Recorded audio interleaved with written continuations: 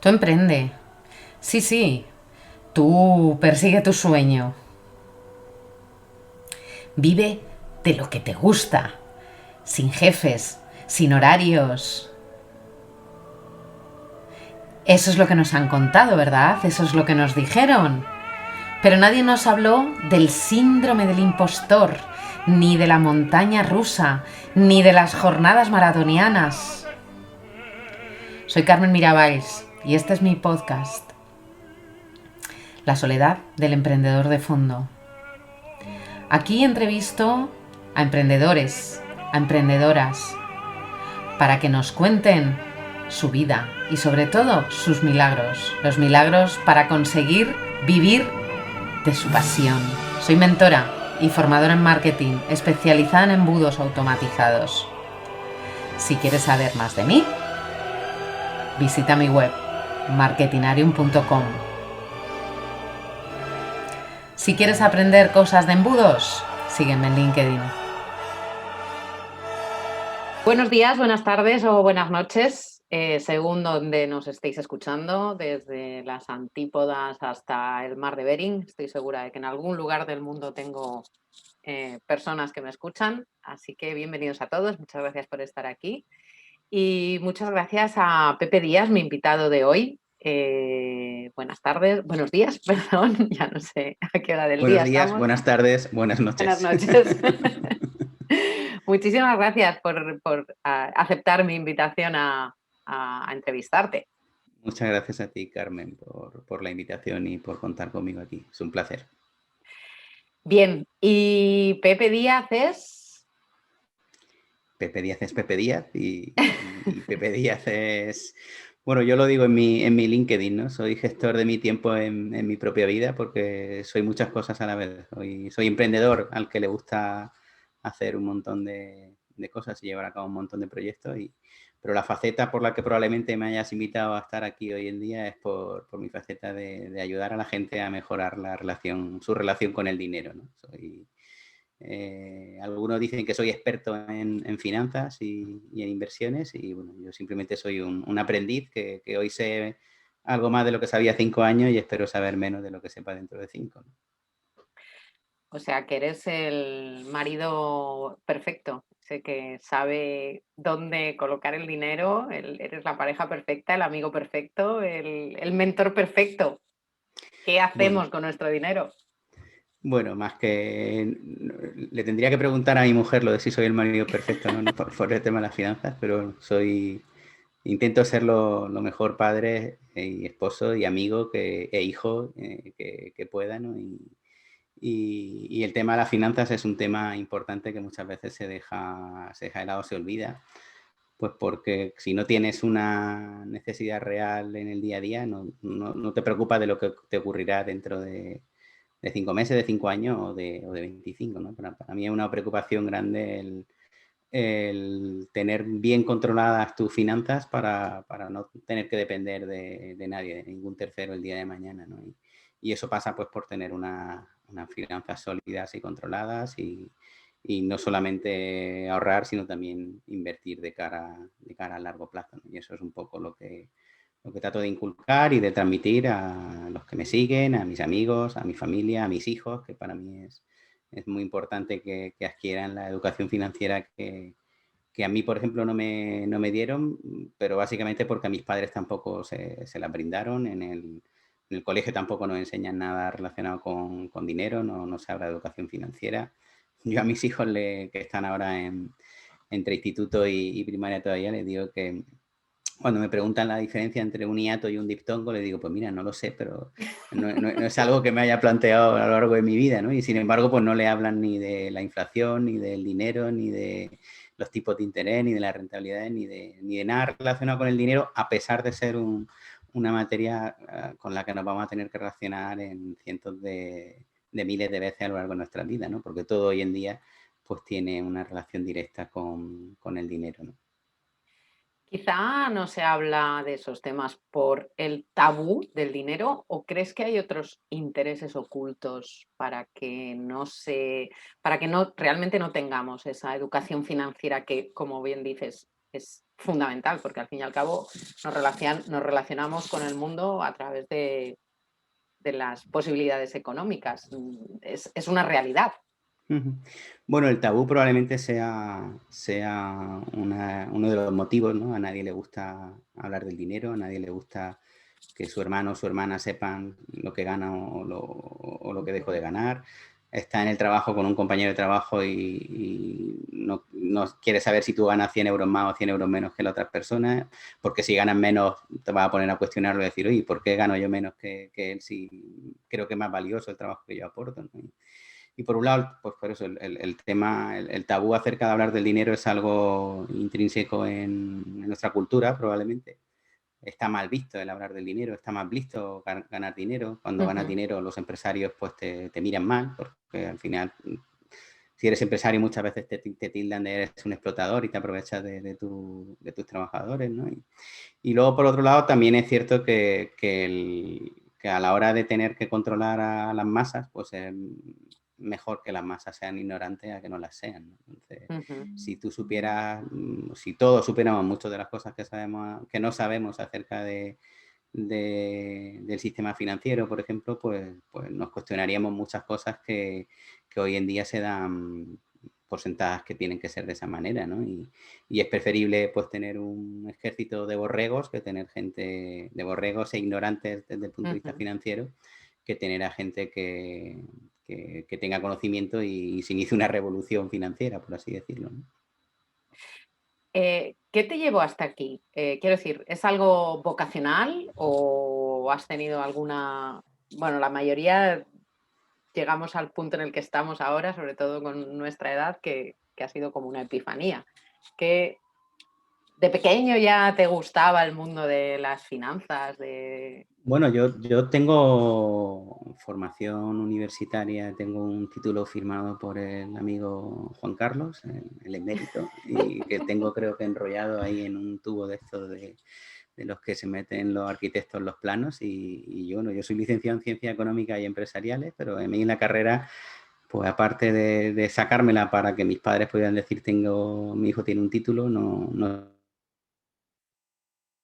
saqué, bueno, sería injusto decir que no saqué nada positivo, porque al final cualquier materia que aprendas pues te va a servir y te va a aportar algún tipo de aprendizaje, pero realmente no me llegó la vena financiera porque la adquiriera durante la carrera o porque tuviera esa inquietud financiera de tener todo en orden, ¿no?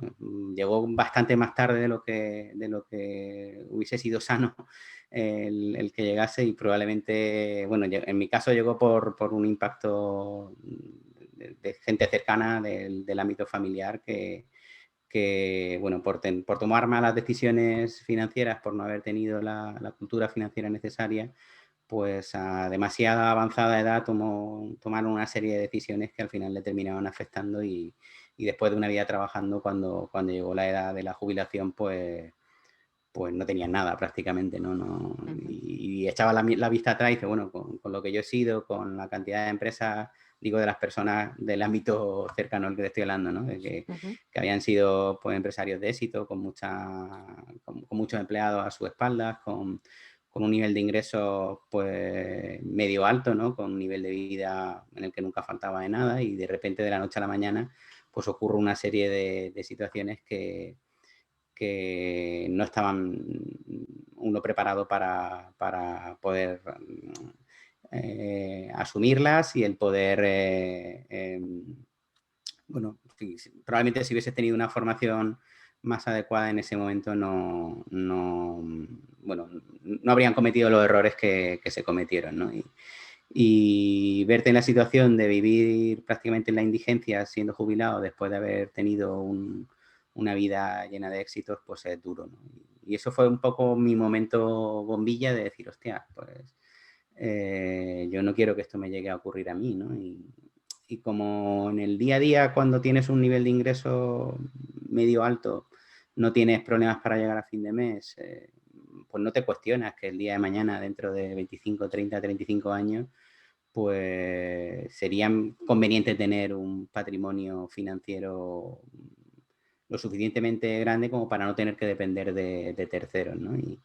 Y eso fue lo que a mí me ocurrió, ¿no? Ese momento bombilla de ver que gente cercana, conocida del ámbito familiar, pues sufría pues, por no haber tenido los deberes hechos, fue lo que a mí me puso las pilas para ponerme y hacer esos deberes y tener todo bajo control y bueno, y no solamente ahorrar, sino también comenzar a invertir de cara a largo plazo. Los conocimientos los tenía porque llevaba pues más de 20 años dedicado al mundo financiero también en mi día a día, pero no lo aplicaba a mí mismo, ¿no? y a mi familia. Es decir, que no solo no nos lo enseñan en el cole ni en el instituto, sino que ni siquiera en una carrera de económicas te, Ni siquiera, te, ni siquiera. te ofrecen formación en temas financieros, ni tener dinero, ser un empresario y tener dinero te asegura que en el futuro vaya a ser cómodo, ni siquiera trabajar en lo que en temas financieros te asegura que, bueno, que es lo que está hecho. Eh, es decir, que hay que formarse en este tema. Bueno, la formación en este tema y en cualquier otro aspecto de la vida es algo, yo me autodenomino a mí un aprendiz de por vida porque siempre estoy aprendiendo cosas nuevas, ¿no? Y en temas financieros, pues hay que formarse. Incluso aún teniendo una carrera de economías, como bien dicen, no te enseñan realmente educación financiera práctica, ¿no? Hacer un presupuesto de ingresos y gastos, saber exactamente lo que son activos, lo que son pasivos, destinar una parte de tu ingreso dentro de ese presupuesto, tanto de gastos como de ingresos que tengas, pues destinar una parte de ingresos a ahorrar y a invertir. No te hablan de las distintas opciones de inversión que hay. Pues uno piensa que ir al banco y que el director del banco te asesore es lo mejor que puede ocurrir porque para eso es un banquero, ¿no? Y para eso es una institución y es alguien con autoridad, ¿no? Y lo que no nos paramos a pensar es que esa persona no deja de ser un empleado de una empresa, que es el banco, y esa empresa lo que quiere es ganar dinero para tener contento a su accionista. Y la manera que tiene de ganar dinero un banco, pues es sacar el máximo rendimiento posible al dinero de sus clientes, ¿no? Yo a mi alumno muchas veces le digo que lo que tiene que tener en cuenta es que el banco gana dinero con su dinero, con el dinero del propio cliente, ¿no? Y lo que uno debe de aprender es sobre todo a ser consciente, ¿no? Que luego, una vez que eres consciente, prefieres dejar tu dinero en el banco, pues al menos que sepas las consecuencias que tiene el tomar esas decisiones, ¿no? Pero no tomar decisiones porque es lo que todo el mundo hace o porque crees que es lo que tienes que hacer porque es lo que hacían tus padres, ¿no? Porque tus padres tampoco tuvieron esa formación financiera básica, ¿no? Y a partir de ahí, cuando adquieres los conceptos y el conocimiento, pues puedes tomar mejores decisiones, ¿no? Eso es un poco lo que se persigue. Pondré luego en las notas del programa un vídeo que vi, creo que ha sido este fin de semana, un vídeo de YouTube que subiste Sí, sí. explicando a tus hijos, o sea, el La vídeo mentira que del dinero. usas, exacto, lo subiré a las notas del programa porque la verdad es muy revelador, muchísimo. Aparte de de lo que más allá puedas leer, pero este es un Excel que es súper visual y está clarísimo cómo nos toman el pelo. De cualquier manera, yo siempre recuerdo, o bueno, la sensación que tengo es que los padres siempre es, hay que ahorrar, hay que ahorrar. El problema es que, bueno, los padres quizá de generaciones anteriores por el miedo ese a quedarse sin dinero, pero ese ahorro normalmente va enfocado simplemente a acumular dinero, no a ponerlo a trabajar, por decirlo de alguna manera. Entiendo que eso es también un sesgo que tenemos bueno, pues sí, evidentemente todos nos sentimos culpables si no ahorramos, lógicamente, pero es que aunque ahorrásemos, lo ahorraríamos para tenerlo, pues lo típico, debajo del colchón y si te lo gastas para unas vacaciones te sientes culpable. Entonces, ¿cuál es el fundamento del ahorro? ¿O qué es lo que deberíamos saber o tener en cuenta para que ese ahorro tenga sentido, tenga un propósito? Bueno, realmente muchas veces la gente lo ahorra de manera inconsciente, ¿no? Porque es incapaz de gastar el dinero que ingresa, ¿no? Y por el simple hecho de que no gastas todo lo que ingresas, pues terminas ahorrando de manera natural, por así decirlo, ¿no? Pero eso es Eh, es una minoría. Normalmente nos Bueno, gastamos todo lo que nos entra. normalmente hay una ley, creo que es la ley de Parkinson que se llama, ¿no? Cuando tienes que llevar a cabo una tarea, pues sabes que tienes que hacer una charla dentro de 3 meses, pero no preparas Claro, la charla hoy, la hasta preparas el la último semana de día. antes o el último día, ¿no? Con el tema del dinero igual. Yo pongo el ejemplo de, oye, si tú estás viviendo con una nómina de 1.000 euros y más o menos estás viviendo mal, pero consigues llegar a fin de mes y consigues que te aumenten el sueldo a 1.200, pues la lógica diría que el mes siguiente, ese primer mes que has cobrado 1.200, deberías ahorrar como mínimo 200 euros. Porque si te habías acostumbrado a vivir con 1.000, pues ahora que ingresas 1.200, los 200 debería ser los 200 extras deberían ser ahorro directo, ¿no? Pero no, ya te inventas tú algo para poder gastarte algo más y te da un caprichito que con 1.000 no podías, pero que con 1.200 sí, y al finalizar ese primer mes con 1.200 dices, pues si solamente me han quedado 25 euros. Y si te suben a 1.500, pues igualmente, ¿no? Pero es cierto que llega un nivel de ingreso en el que terminas por no gastarte todo lo que ingresas, ¿no?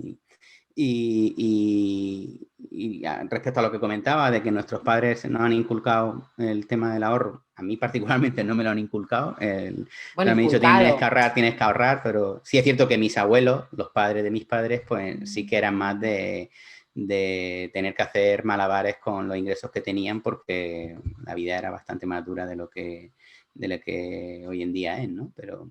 Pero el ahorro que deberíamos hacer debería ser un ahorro programado. Dentro de ese presupuesto de gasto y de ingresos, pues para mí el ahorro debería ser una factura más que pagamos, al igual que pagamos el agua, la luz, el internet, el teléfono, etcétera, etcétera, pues deberíamos destinar una partida de nuestro ingreso a ahorrar de manera continua. Pero el simple hecho de ahorrar y dejándolo muerto de risa, por así decirlo, no soluciona nada, ¿no? Porque si no eres capaz de mantener tu poder adquisitivo, si no eres capaz de, con lo que inviertas, superar el coste de la vida, lo que se denomina con el nombre de inflación, pues al final pues perderás poder adquisitivo. El simple hecho de coger el dinero y dejarlo en el banco muerto de risa, cuando pasen 25 años, si tú metes 10.000 euros hoy y los dejas en el banco, dentro de 25 años seguirás teniendo 10.000 euros. Lo que ocurre es que con esos 10.000 euros podrás comprar la mitad de las cosas que compras hoy, ¿no? Eso por el efecto de la inflación, ¿no? Entonces, como mínimo, cuando destinamos una parte a ahorrar, deberíamos de intentar obtener una rentabilidad que nos permitiera mantener ese poder adquisitivo, ¿no? Eso en años anteriores, hará 8, 9, 10 años, pues era habitual tener estas cuentas, la famosa cuenta naranja de ING que todo el mundo conocía, es que te dan un 5% por meter tu dinero y quedarte de brazos cruzados.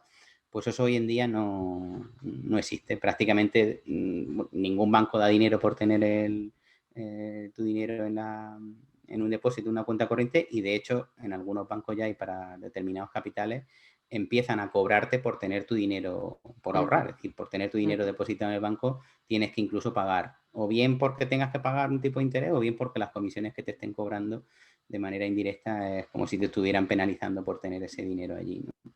Y el objetivo que deberíamos de tener a la hora de ahorrar no es solamente ahorrar, sino destinar esa parte de ahorro a invertir. Yo digo que invertir para hacer crecer tu patrimonio, para que el día de mañana, cuando nos jubilemos, pues puedas compensar lo que el Estado en aquel momento, cuando nos jubilemos, decida darnos como pensión, ¿no?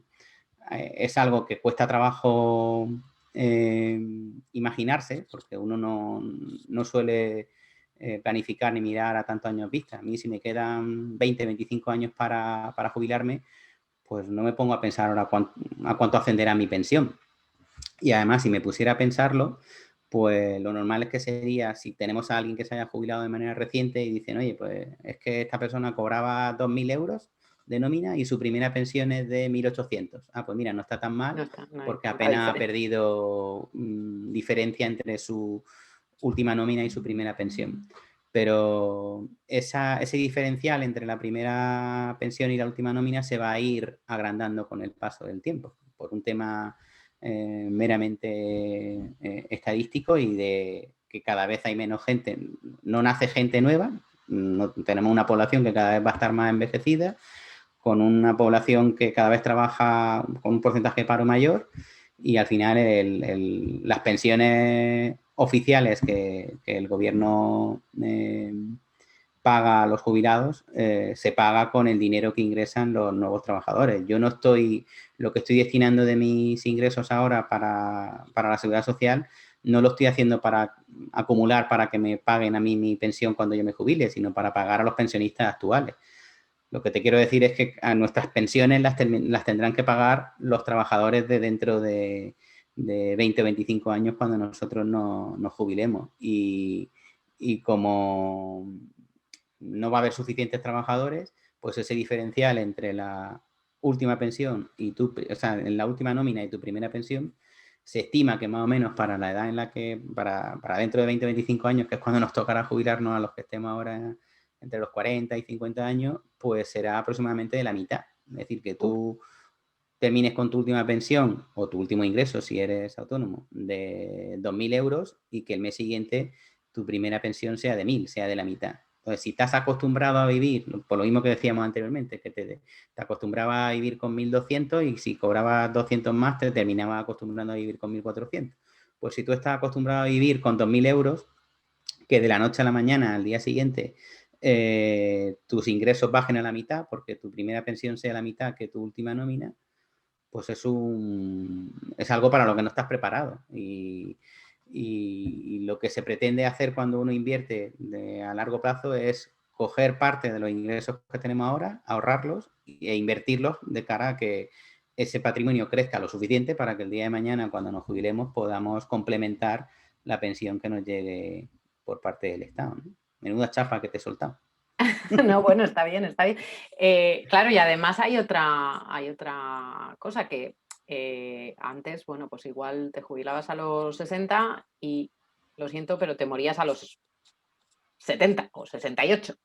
Pero es que ahora nos jubilamos a los 60 y tantos y a lo mejor no nos morimos hasta los 80 y tantos, con lo cual son 20 años viviendo con un sueldo relativamente precario porque el índice, entiendo que normalmente el índice de vida, el índice de precios al consumo, o mejor dicho, las jubilaciones no subirán en porcentaje según el ritmo de subidas de precios, porque Bueno, viene pasando los últimos años. Hace 20 años cobrabas 1.200 euros y eras el rey del mambo. Ahora cobras 1.200 y que no han subido mucho los sueldos y vas ahí estirando, como tengas familia, vas tirando. es un debate que está en la calle, el de que las pensiones se revaloricen con lo que suban los precios, ¿no? Con la inflación, pero no es algo que sea sostenible y bueno, electoralmente tratan de maquillarlo, no está subiendo al mismo ritmo de la inflación, pero tratan de maquillarlo pues, para que no... hay muchos votantes jubilados que pesan mucho a la hora de decidir quién termina ganando unas elecciones, ¿no? Pero no es sostenible el que las pensiones se vayan revalorizando con el IPC, con el índice de precio al consumo, y eso no va a ocurrir, de hecho, ¿no? Pero sí que lo que comentas del número de años que vamos a tener que vivir, pues, estadísticamente, si tenemos una esperanza de vida de 89 años y dicen que cada década se incrementa 2,5 años esa esperanza de vida, es decir, que dentro de 20 años la esperanza de vida estará más cerca de los 95 que de los 89 actuales, pues si nos jubilamos a los 67 o 70, pues tenemos eso, otros 25 o 30 años claro. de vida estadística, que luego a lo mejor nos morimos al día siguiente de habernos jubilado, ¿no? Pero, sí. Entonces, por un lado, vas a tener que haber construido ese patrimonio para complementar la pensión que te llegue del Estado, pero es que además esa pensión, como no va a crecer a ritmo del crecimiento de la inflación, pues también te hará más pobre conforme vaya pasando año tras año, ¿no? Y seguirás cobrando lo mismo, pero con tu poder adquisitivo muy, muy mermado, ¿no? Entonces, vamos a... ya te he dicho que te iba a exprimir un poco. ¿Cómo y cuánto y cuándo hay que ahorrar? Es decir, ¿cuál es ese primer, porque es el primer paso? ¿Qué es lo que hay que tener claro? Es decir, yo ingreso tanto y de este tanto tengo que ahorrar tanto y lo tengo que poner en un calcetín tal día o lo tengo. Explícanos un poquito primero qué sería, en qué consistiría ese ahorro para que fuese realmente valuable, ¿vale? Que tenga peso. Es Bueno, decir, yo puedo ahorrar 10 euros al mes, que es lo que me sobran, pero igual no tiene mucho sentido, ¿no? Gástatelos en una entrada bueno, de cine. por algo hay que empezar, ¿no? Porque 10 euros parece poco, 50 parecen pocos, pero al final el hábito hace al monje, ¿no? Entonces, si no empiezas porque 10 euros te parece poco, pues nunca serás capaz de que esos 10 crezcan a 15, a 20 o a 50. Yo soy partidario de destinar siempre un porcentaje de tus ingresos, sí o sí, al igual que te he dicho antes, al igual que pagas la luz, pagas el teléfono, pagas el agua, pues el ahorro lo tengo que pagar. ¿Cuánto? La, los que saben de esto dicen que como mínimo un 10% deberías de destinar a ahorrar, ¿no? Si ingresas 1.000 euros, pues deberías de destinar 100 al ahorro. Si ingresas 2.000, pues 200. Y que tuviera un porcentaje mínimo destinado al ahorro. ¿Que un 10% te puede parecer mucho de inicio? Pues empieza por un 5, pero empieza por algo básicamente para conseguir esa rutina, ¿no? Ese hábito de sí o sí tengo que destinar esta parte a ahorrar. ¿Cómo hacerlo?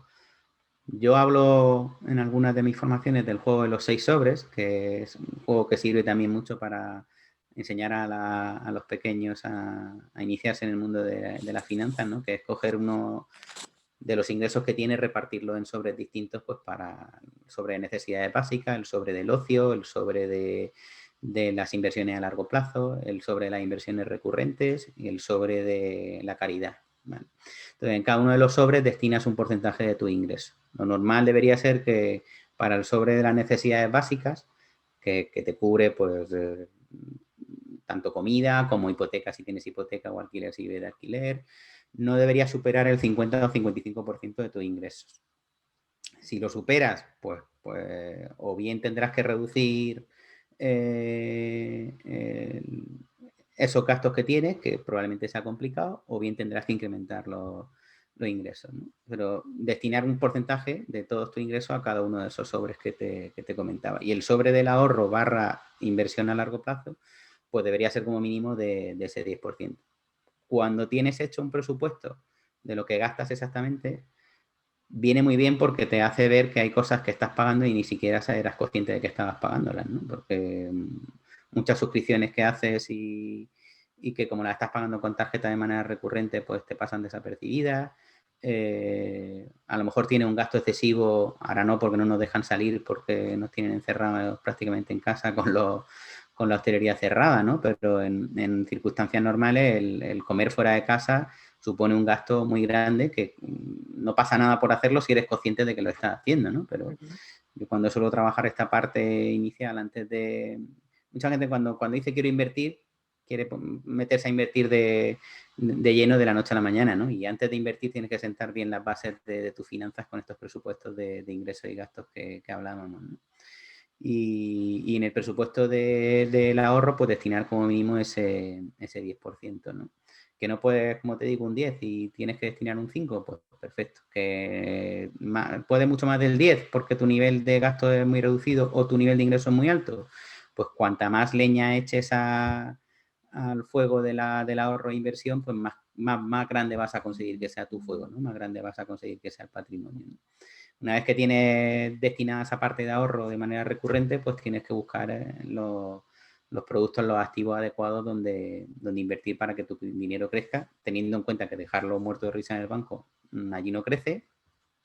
Y bueno, lo que tienes es que ir viendo qué tipos de activos son en los que puedes invertir y elegir aquellos con los que te sientes más cómodo, ¿no?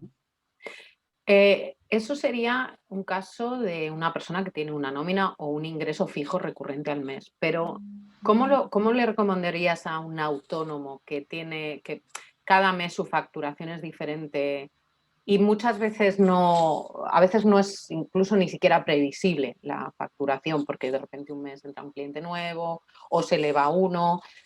¿Qué recomiendas a un autónomo para que haga ese sistema de los sobres? Bueno, al final el concepto es el mismo, aunque los ingresos sean más montaña rusa, ¿no? Pero si tú tienes porcentualmente destinado lo que destina a cada parte, teniendo en cuenta que las necesidades básicas son lo que vas a flexibilizar lo menos posible, ¿no? Porque tienes una serie de gastos que se podrían considerar fijos. Y, lógicamente, si tus ingresos se reducen por esa variabilidad que haya en la facturación, los gastos fijos los vas a tener que cubrir sí o sí. Imagino que tu pregunta viene por el hecho de si un mes no puedo ahorrar, ¿hay algún problema? No, lo que te deberías de intentar es ponerte unos porcentajes que puedas cumplir. Si normalmente tienes hacerlo con la media que tengas de facturación anual, a pesar de que haya meses que puedas tener picos de facturación o reducciones drásticas de facturación pues porque se te caiga algún cliente, ¿no? Pero si tú tienes fijado ese porcentaje, ya sea un 5, ya sea un 10, un 12 o lo que sea, pues al final del año, el mes que ingreses 500 euros solamente podrás destinar 50 euros y el mes que destines 5.000 podrás destinar 500. Pero si facturas 30.000 euros en un año, pues como mínimo deberías haber destinado 3.000 euros al ahorro. ¿Cómo repartes esos 3.000 euros a lo largo de los 12 meses? Pues si tu facturación, si no tienes una nómina de importe más o menos estable, pues va a hacer que varíe mucho más la cantidad de dinero que destines al ahorro. Y lo que tienes que buscar es un método de trabajo que se adapte también pues a tu forma de ser y a tu nivel de vida y a tu nivel de ingresos. Si hacerlo mes a mes te va a generar más problemas y más fricciones que otra cosa, pues no lo hagas mes a mes, ya hazlo trimestralmente, pero ten un presupuesto. Y a lo mejor esas variaciones de un mes para otro, cuando las pasas a un análisis trimestral, se suavizan mucho más. Bueno, pues voy a destinar un 10% de mis ingresos trimestrales en lugar de un 10% de mis ingresos mensuales. Al final el porcentaje es el mismo y lo único que tienes que buscar es adaptar la filosofía y el concepto del método a tu día a día, ¿no? No hay que ser tampoco muy talibán el método tiene que ser de esa manera y tiene que ser así, sí o sí, ¿no? Adáptalo teniendo en cuenta más o menos las directrices que tienes que cumplir, ¿no? Eso tendrá que ser el mes anterior a que llegue el IVA, porque si no, tenemos la tendencia de no tener ese dinero. Pero el IVA al final es esto es como ocurre cuando te compras un coche. Normalmente la gente el coche lo financia, ¿no? Nadie va a ir al concesionario y dice, venga, he estado ahorrando los 4 últimos años para comprarme el coche y ya me lo puedo comprar y lo pago. Y es curioso porque si esto que es un gasto habitual y recurrente, a lo mejor cada 7 años, cada 10 años cambias de coche, o algunos cada 5 y otros cada 15, da igual, pero cada X tiempo cambias de coche. Pues en lugar de comprometerte a pedir un préstamo, ya sea al banco o al concesionario, para comprometerte a pagar una serie de cuotas todos los meses, si te comprometes a pagar esa serie de cuotas todos los meses es porque tienes capacidad de ahorrar ese importe de la cuota y para poder pagarlo. Es decir, si yo me compro un coche hoy y digo, no, es que las cuotas tengo que pagar 200 euros, pues no creo que de la noche a la mañana me hayan salido 200 euros más para poder pagarlo. Son 200 euros que voy a tener que estar destinando de mis ingresos habituales a pagar esos 200 euros. Pues si le das la vuelta a la película y dices, no, como yo sé que cada X tiempo voy a tener que comprarme el coche o cambiar de coche, pues lo que hago es ahorrar todos los meses 200 euros para esa compra que voy a tener que acometer dentro de 5 años, de 6 o de 7.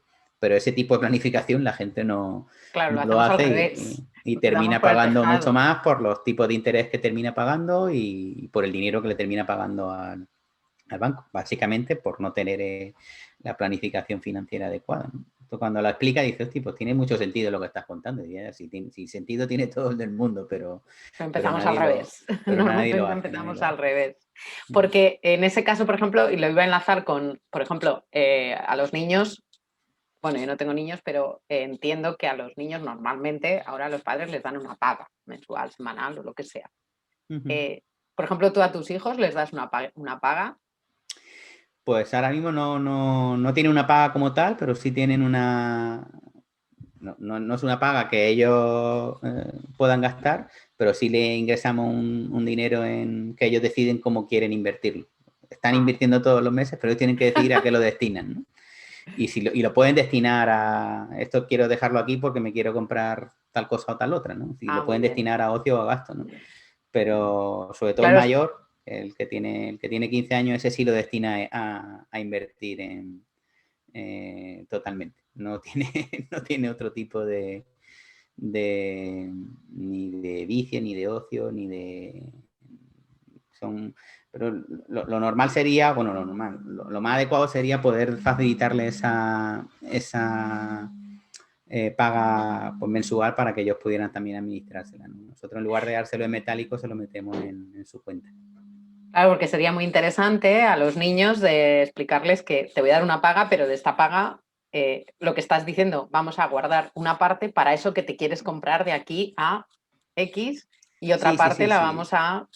Lo digo, no sé, se me ocurre como para ir inculcando ese... No empieces la casa por arriba. O sea, Sí, si te vas nosotros con a... ellos el juego de los 6 sobres sí que lo hemos hecho, sí que lo hacemos. Lo que ocurre es que no le damos físicamente el dinero en metálico, pues por facilidad operativa, pues porque yo es que hace mucho tiempo que no trabajo Con metálico, con sí. metálico, con billete ni con moneda. Entonces, tener que ir al banco o al cajero, que cada vez hay menos bancos, tendría que ir al cajero a sacar un dinero para metérselo en los sobrecitos, pues poco práctico. Ellos sí saben el dinero que ingresan todos los meses, bueno, que le ingresamos todos los meses y el reparto lo deciden ellos. Cada X tiempo nos juntamos a ver si quieren hacer algún tipo de ajuste en su reparto, pero al final es inculcarle esa misma filosofía de presupuestar qué va a hacer con tus ingresos para que el día de mañana lo tengan como algo pues habitual en su día a día y para ellos no sea algo que tengan que aprender de cero. Cuando ya trabajen o tengan sus propios ingresos, pues espero, imagino, y que esto mismo que le hemos estado enseñando de pequeños lo aplicarán y lo pondrán en práctica con sus propios ingresos cuando lleguen y cuando se independicen y demás, ¿no? Pero de momento, Claro, cuando sí. cuando le vean el beneficio, seguro que siguen, Mm, siguen en la línea. mm. Entonces, hay que ahorrar como mínimo el 10% y hay que ahorrarlo en cuanto lo recibes, no esperar al final. Si te queda, No. lo ahorras y si no, no. Como mínimo el 10% y En el en el momento en el momento que de... ingresas, te lo quitas del medio, que si no te lo gastas, o sea, lo mueves y lo sacas de la cuenta bancaria. Y yo recomiendo tener una transferencia periódica a otra cuenta que tengamos exclusivamente para el ahorro. Y si tenemos ya implementado nuestro plan de inversión, pues incluso puedes poner la transferencia periódica para que le llegue a la cuenta donde tenga ese plan de inversión montado y creado, ¿no? El objetivo es que no lo veas, porque si lo ves en la cuenta terminas gastándote. Bien, y vamos al siguiente paso. ¿Qué hacemos con esos ahorros? ¿Qué hacemos con ese 10%? ¿Qué recomiendas que deberíamos hacer? ¿Hay que estar todo el día pendiente No, y a de las mí, fluctuaciones? cuanto más simple sea el plan que fijes, más fácil te será implementarlo y llevarlo a cabo, ¿no? Lo que ocurre es que hay mucho ruido también Mm, en todos sitios, ¿no? Lo normal que se le ocurre a la gente cuando decide, sí, voy a invertir es, me voy a hablar con el del banco, o el un del banco fondo de me llama porque inversión. ve que tengo aquí un dinero y me llama y me dice, oye, que veo que tiene aquí un dinero muerto de risa, ¿por qué no lo mete en estos productos que te ofrecemos desde el banco? Y la gente pues lo suele hacer, pues, básicamente pues por desconocimiento, como decíamos anteriormente, ¿no? Y, y bueno, si me dices es mejor que el dinero te lo gestione el del banco a tenerlo muerto de risa en una cuenta corriente del banco, pues depende del producto que te esté recomendando el comercial del banco, ¿no? El director, que no deja de ser un comercial del banco, ¿no? Pero sí es cierto que lo que tienes que elegir es entre los distintos tipos de activos dónde quieres destinar ese dinero. Y dirá, bueno, ¿y esto de tipo de activos qué es? Pues o lo inviertes en renta variable, que sería invertir en acciones o en fondos de inversión, o lo inviertes en renta fija, que es a lo mejor un concepto algo más abstracto, que es prestarle tu dinero a los gobiernos, por así decirlo, ¿no? Para que te den, bien comprando letras del tesoro, bien comprando renta fija a más largo plazo, pueden ser de gobiernos, pueden ser de empresas, ¿no? Lo típico y habitual en España es meterlo en ladrillo. Yo digo, sí ahorro, pero lo que hago es me compro o una cochera y la alquilo, o una segunda vivienda y la alquilo y recibo una renta pues por esa inversión que he hecho en inmobiliario. Sería otra opción, es decir, que no tienes que descartar nada. Podrías invertir en oro y podrías invertir en criptomonedas. Esos son los cinco activos, los 5 bloques de activos que considero, y a partir de ahí decidir qué peso le quieres dar a cada uno de ellos, ¿no? Y la inversión es la más simple. Hay una cartera muy simple, un conjunto de un plan que consiste en destinar a partes iguales. Se llama cartera permanente. Lógicamente no la descubrí yo ni la creé yo, sino un americano, Harry Brown, y en el año 74, o sea que ha llovido ya desde entonces. Y este hombre lo que venía a decir era que como no podemos saber qué es lo que va a ocurrir a futuro en la economía, pues lo sensato sería invertir en aquellos tipos de activos que mejor comportamiento van a tener en cada una de las 4 estados económicos que nos podemos encontrar. Si es un estado de expansión económica, pues invertir en renta variable. Si estamos en una economía en recesión, pues invertir en otro tipo de activos, ¿no? Es decir, es lo que tenía identificados, eran 4 estados de la economía y 4 tipos de activos, que eran renta variable, renta fija, oro y dinero en liquidez, ¿vale? Y lo que hacía simplemente era destinar a partes iguales tu patrimonio dividido en esos 4 tipos de activos. Y despreocuparte. Lo único que hacía era tienes 1.000 euros, pues inviertes 250 euros en cada uno de ellos, y al finalizar el año analizas lo que has hecho y tienes que volver a hacer los movimientos necesarios para que vuelvas a tener un 25% en cada uno de los activos dentro de tu patrimonio, ¿no? Esto que a lo mejor puede parecer muy complicado, pues hoy en día existen afortunadamente ya activos que replican este comportamiento de la cartera permanente, y para alguien que se quisiera iniciar, pues sería una manera simple de hacer crecer tu dinero un poquito por encima de la inflación, para que no solo no pierdas poder adquisitivo, sino que tu dinero vaya creciendo poquito a poco. ¿Qué es lo que no se debe hacer nunca? ¿En qué no se debe invertir nunca? No se debería invertir. ¿En qué no se debería invertir? Es decir, si te llama el director del banco y te dice, oye, que tienes aquí un dinero aburrido, ¿qué te parece si lo ponemos en...? Y eso es lo que... No. Bueno, lo normal es que no lo pongas donde el banco te recomiende, ¿no? Entonces, lo que no se debería hacer nunca es no invertir. Luego, No sé, las recomendaciones del banco... Por ejemplo, los planes de pensiones tengo entendido que son un fiasco total y absoluto. A ver, los planes de pensiones, yo solamente le veo una ventaja que a su vez es desventaja. La ventaja de que no te permita tocar el dinero nunca es que, ya que lo has metido, si eliges el plan de pensiones menos malo, pues, y no te van a dejar tocarlo hasta dentro de 25 o 30 años, pues terminará subiendo por el simple hecho de que esté invirtiendo en un producto adecuado, ¿no? Pero el plan de pensiones como tal es un muy mal producto de ahorro, porque es un producto en el que las comisiones son más elevadas que en otros tipos de productos, tienes esa iliquidez, es decir, no vas a poder hacer uso del dinero nunca. Bueno, va a poder hacer uso cuando te jubiles o cuando te mueras. Pues bueno, pues va a pasar un tiempo.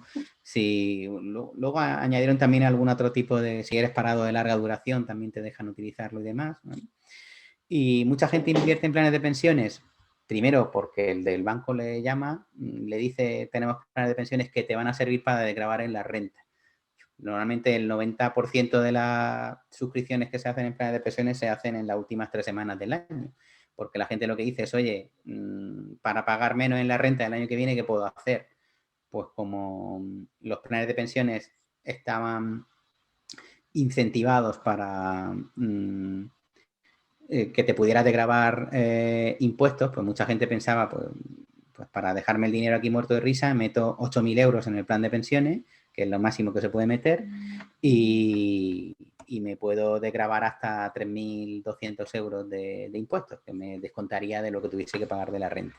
Pero eso en realidad es no es que te lo estés ahorrando, sino que estás difiriendo el pago de los impuestos, porque el día de mañana cuando te jubiles y rescates ese dinero del plan de pensiones, el dinero lo vas a tener que pagar como si fuese un rendimiento del trabajo, es decir, puedes llegar a pagar hasta el 49% de impuestos, ¿no? Mucha gente no lo sabe. Tengo el caso de un antiguo cliente que era bombero, que se jubiló, tenía 100 y pico mil euros en un plan de pensiones, 140.000 euros en el plan de pensiones, lo necesitaba por unos temas que tenía que ayudar a su hija, pidió rescatarlo de golpe y porrazo cuando se jubiló, rescató los 140.000 euros y al año siguiente tuvo que pagar 70.000 euros que no tenía en impuestos, porque realmente lo que hace el plan de pensiones es, te lo ahorra de pagarlo ahora cuando haces la aportación, pero el día de mañana vas a pagar por la aportación más la posible revalorización que haya podido tener ese plan de pensiones, ¿no? Entonces, si cuando lo rescata además cometes el error de rescatarlo de golpe, como se considera un rendimiento del trabajo, es decir, es como si fuese una nómina que te están pagando, pues oye, tú has cobrado una nómina de 140.000 euros ahora, te vas al tipo impositivo alto, que es el 49%, pues en tu renta vas a tener que pagar la mitad de ese dinero, ¿no? Entonces, el plan de pensión efectivamente pues es un mal producto financiero, es el producto en el que más pagamos al Estado vía impuestos, es un producto que es caro en comisiones respecto a otros que puedan ofrecer, y si cuando me hacían la pregunta de qué no tenemos que invertir, pues también es cierto que yo yo tengo dinero en plan de pensiones de mi época de ignorante financiero, y ahora lo que hago es al menos llevarlo a aquellos planes de pensiones que son más eficientes, ¿no? Que tienen unas comisiones más reducidas y en los que no hay un equipo gestor detrás decidiendo en qué activos invertir, sino que invierten directamente en la economía de manera global, en lo que se denominan fondos indexados, en este caso un plan de pensiones indexado, y es dentro de los planes de pensiones, pues de lo malo, lo menos malo, ¿no? O lo mejor dentro de lo malo que podría ser un plan de pensiones, ¿no? Y aparte de los planes de pensiones, pues luego en las entidades financieras siempre te van a intentar vender sus propios productos, ¿no? Curioso que si tú eres cliente del Santander, pues nunca te van a ofrecer planes de pensiones, fondos de inversión del BBVA o del Sabadell o de cualquier otra entidad. Igualmente, si eres cliente del BBVA, nunca te van a ofrecer fondos del Santander, ¿no? Ellos ofrecen sus propios fondos creados por sus propias gestoras, ¿no? Y no ofrecen el producto que es más adecuado y más interesante para el cliente, sino el producto que es más interesante para los intereses de ese banco, que vuelvo a recordar, es una empresa que lo que quiere es generar beneficio y ganar. Y has mencionado, porque bueno, es algo que has mencionado fondos de inversión, fondos indexados es lo que últimamente yo no soy, o sea, tengo algo, estoy intentando formarme en temas de inversión y últimamente es lo que más escucho, los fondos indexados. ¿Qué son exactamente? ¿Qué consisten? Y cómo puedes llevar tu dinero a un fondo indexado. Bueno, hay dos tipos de criterios a la hora de decidir en qué valores invierte un fondo de inversión. Un fondo de inversión es un instrumento de inversión colectiva. Oye, somos 1.000 personas, nos juntamos para invertir nuestro dinero de manera colectiva y hay un equipo gestor detrás, una gestora con un gestor que es el que se encarga de invertir de manera colectiva ese dinero de ese colectivo, ¿no? Bueno, pues ese gestor a la hora de decidir dónde invertir ese dinero tiene, hay, por así decirlo, dos grandes opciones de cómo hacerlo, ¿no? De manera activa, que es decidiendo el equipo gestor en qué valores va a invertir. Entiendo que lo que persigue un gestor activo es tratar de adivinar qué valores son los que mejor comportamiento van a tener a futuro e invertir en esos valores. Como ese decir, gestor oye, nunca es un banco, ¿no? Bueno, las gestoras son independientes de los bancos, o sea, son entidades separadas, pero el Santander tiene su propia gestora, ¿vale? Entonces, dentro de una misma entidad El banco es el comercializador y es independiente a nivel societario de la gestora, pero es del mismo grupo empresarial. Entonces, por eso en el comercializador, el Santander, pretende ofrecerte o normalmente te ofrece exclusivamente los productos de su gestora vinculada, que es la gestora del Santander. O sea que no es un banco, pero sí lo es. El gestor es la persona que decide con qué criterio va a hacer la selección de valores en los que invierte, y cuando los elige de manera activa o se invierte en un fondo de gestión activa, es porque ese equipo gestor o ese gestor lo que hace es tratar de seleccionar los valores que mejor comportamiento van a tener a futuro, ¿vale? Pero oye, pues el IBEX 35, por ejemplo, que es el índice que representa las 35 empresas de mayor capitalización bursátil de España, es decir, la más grande de España, pues un gestor que estuviera invirtiendo en empresas del IBEX 35, un gestor activo diría, oye, yo soy capaz de adivinar cuál de las 35 empresas mejor lo va a hacer por mis análisis que hago de los datos fundamentales de esta empresa o por cualquier otro criterio, y de esos 35 elijo 20. Bueno, pues de estos 20 estoy eligiendo de manera subjetiva, con el conocimiento que pueda tener el gestor, en qué valores son en los que voy a invertir, ¿vale? Si fueses un gestor pasivo, lo que harías es, oye, yo no tengo ni idea de cuáles son los valores que mejor comportamiento lo van a hacer, lo que hago es comprar los 35. Y cuando compro los 35 sé que voy a comprar los que lo hagan muy bien, los que lo hagan muy mal y los que lo hagan ni bien ni mal. Pero voy a replicar el comportamiento de ese índice, de esa cesta de valores, ¿no?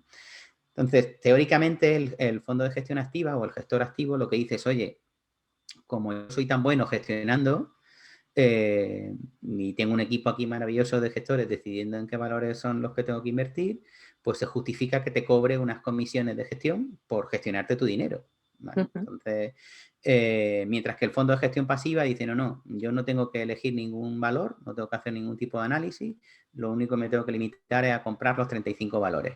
Entonces, las comisiones que yo tengo que cobrar, pues son mucho más reducidas porque lo único que hago es replicar el comportamiento del índice, ¿no? Entonces, los fondos indexados o pasivos son aquellos que lo que hace el gestor es limitarse a replicar el comportamiento del índice al que trata de replicar. Por eso se llaman indexados, ¿vale? Y lo que se ha demostrado en periodos de 10 años mínimo, de 10 años en adelante, es que el 91 o 92% de los fondos de gestión activa lo hacen peor que el fondo al que intentan, que el índice al que intentan replicar, ¿vale? Es decir, que 9 de cada 10 gestores profesionales lo hacen peor que si hubieses comprado el índice y te hubieses cruzado te hubieses quedado de brazos cruzados. Entonces, a la hora de... Y eso lo sabes cuando han pasado 10 años. Yo no puedo saber ahora qué 10% de gestores son los que mejor comportamiento van a tener en los próximos 10 años. Y como no quiero jugar a adivinar qué gestor es el que mejor lo va a hacer, pues lo que hago es decir, oye, me da igual el gestor que vaya a hacerlo mejor que el índice, me conformo con hacerlo igual de bien o de mal que lo vaya a hacer el índice y me conformo con comprar el índice. Entonces, los fondos indexados, que es cierto que se han puesto muy de moda los últimos 6 o 7 años en España, pero que en Estados Unidos llevan ya 20 o 30 años de existencia y de mayor éxito que los fondos de gestión activa, lo que se limitan es a replicar el comportamiento del índice y juegan a su favor con las estadísticas del largo plazo. Que a largo plazo lo que dicen es que en periodos de mínimo 15 o 20 años, el rendimiento, la rentabilidad anual media que se consigue por invertir y quedarse a brazo cruzado está en torno al 6-7% anual compuesto, ¿vale? De tal manera que además supera ese rendimiento al que consiguen los fondos de gestión activa. Y por eso se han puesto tan de moda y hay tanta moda, pero aún queda muchísimo camino por recorrer aquí en España. Yo el otro día revisando estadísticas, hay unos 8 millones de clientes de fondos de gestión activa, de fondos de los que comercializan los bancos, y no llegan ni a 100.000 clientes los que están invirtiendo en en fondos indexados, ¿no? El motivo de por qué no está tan...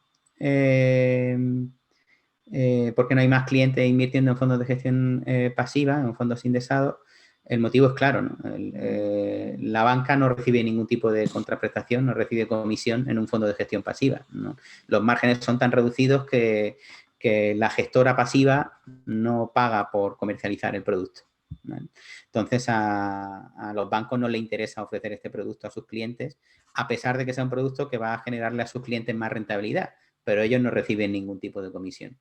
Entonces, no podrás encontrar en tu entidad habitual un fondo de gestión pasiva en condiciones. Y lo que sí te vas a encontrar es fondos que venden con la palabra de pasivo o de indexado, pero te están cobrando la comisión o las comisiones de gestión que te cobrarían en un fondo de gestión activa. Y eso también pues hay que tratar de huir de ese tipo de productos. ¿Y cómo se puede contratar? Entonces, si yo quiero poner 100 euros al mes en ese fondo indexado, en un fondo indexado, ¿qué tengo que hacer? ¿Cómo lo podría hacer? Bueno, normalmente lo vas a encontrar solamente online.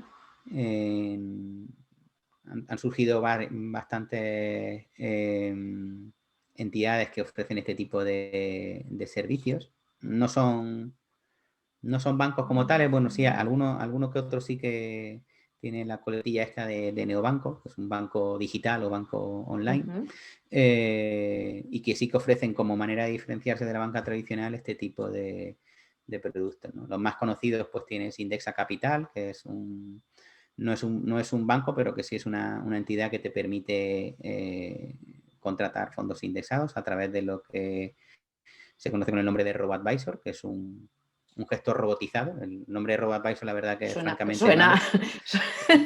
Suena justo a lo contrario. Es la combinación de la palabra robo de robot y de advisor de asesor, ¿no? Y lo han traído del mercado americano, que tiene más sentido porque ahí robar claro. no es de robo, pero claro, RoboAdvisor aquí queda mal tirando a muy mal, ¿no? Sí, sí. Realmente es un gestor automatizado, pero se sigue vendiendo con el nombre de RoboAdvisor. Bueno, pues este nombre de RoboAdvisor es un asesor robotizado que lo único que hace es escoger los fondos indexados en los que tú estás invirtiendo, ¿no? Te hace una serie de preguntas para cuando decides abrirte la cuenta, para decidir cuál es tu perfil de inversión, y en función de las respuestas que hayas dado, pues te ofrecerá una combinación de fondos indexados u otra, ¿no? Pero todos los fondos en los que está invirtiendo son fondos de este tipo, ¿no? Fondos indexados de comisiones muy reducidas y donde lo normal en el largo plazo es que tu dinero crezca. ¿Y qué fiabilidad tiene? Por ejemplo, eso, has hablado de Indexa, ¿cómo has dicho que se llama? Indexa Capital. Indexa, Finicens, Finanbest, MyInvestor, hay varios. La más, ¿cómo eliges a nivel de fiabilidad? Porque, bueno, supongo que también puede existir la posibilidad de que no que te estafen, pero sí que haya algún tipo de bueno, son todos organismos regulados por la CNMV, aunque no sean bancos, tienen su regulación también. Vale. Y la fiabilidad es la misma en todos ellos, ¿no? Tienes cubierto por el Fondo de Garantía de Inversiones hasta 100.000 euros, que es lo mismo que tendrías cubierto en un banco con el Fondo de Garantía de Depósitos. Y bueno, ellos realmente no están tocando tu dinero, no tocan...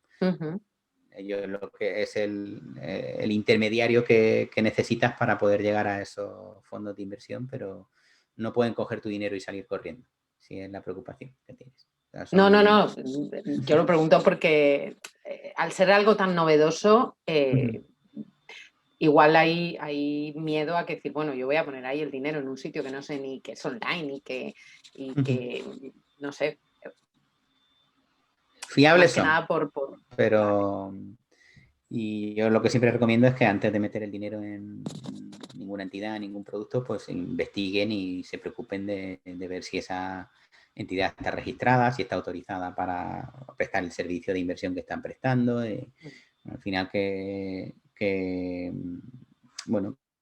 preocupes un poco a la hora de tomar la decisión de dónde meter tu dinero, pues a quién se lo está dejando, por así decirlo. Está claro que... Ahora, a mí es algo que me parece tan natural porque como convivo con él diariamente, pero entiendo tu pregunta y tu preocupación de, oye, ¿esto es fiable? ¿Esto me van a estafar? No, este tipo de productos no son una estafa. Respecto a, volviendo un poco a tocar el tema de la jubilación, ¿cuánto habría que invertir al mes, por ejemplo, en un fondo indexado? ¿Cuánto sería el mínimo? Imagínate, pues para una persona de, pongamos, 45 años, que todavía le quedan 20 años para jubilarse. ¿Cuánto sería el mínimo que debería invertir para llegar a tener ese mínimo viable para vivir dentro de 20 años? ¿Cuánto recomiendas? Va a depender de cuál es el mínimo viable que necesites dentro de 20, 25 años, ¿no? Depende de muchos factores, ¿no? Pero pongamos que es para vivir con 2.000 euros al mes, por ejemplo. Pero para que te ingresen 2.000 euros adicionales, para que puedas vivir con esos 2.000 euros o que además de tu pensión recibas otros 2.000 euros adicionales. El extra de 2.000 euros. El extra de 2.000 euros, pues, yo tengo unas tablas que tengo creadas, tendría que decirte exactamente cuándo tendrías que invertir. Al final, lo que tienes que ver es la capacidad de ahorro que tienes a día de hoy. Si lo inviertes en productos como estos que hemos comentado, en el que puedas tener una rentabilidad en torno al 6-7% anual, una rentabilidad del 6-7% anual te permite duplicar tu patrimonio cada 12 años aproximadamente. Y entonces pues tienes que ver tanto el dinero que inviertes mes a mes. Creo que tenías hecho los cálculos que si invertías 1.000 euros mensuales, al cabo de 20 años tenías un patrimonio que te permitía recibir 2.500 euros mensuales durante 25 o 30 años. No me haga mucho caso de las cifras porque depende de una serie de factores, ¿no?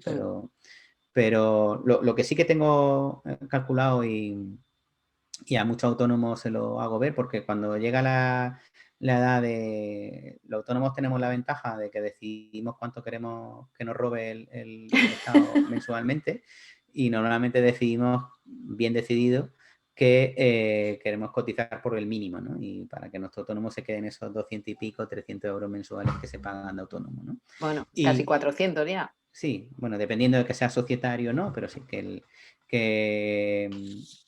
y luego nos quejamos de decir, ya, pero es que cuando me jubile la pensión que me va a quedar como autónomo es muy pequeña, ¿no?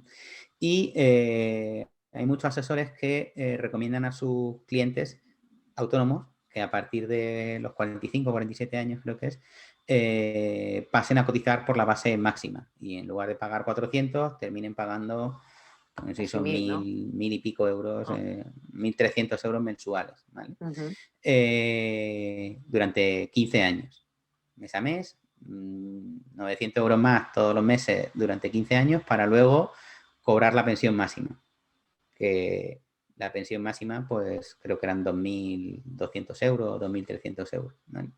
Entonces, no compensa en absoluto el que tú estés durante 15 años pagando 900 euros más al mes para que luego tenga 700 euros más de pensión por mucho que dures 30 años. ¿Por qué no compensa? Porque si te da por morirte al día siguiente de jubilarte, todo ese dinero de más que has pagado lo pierdes, ¿vale?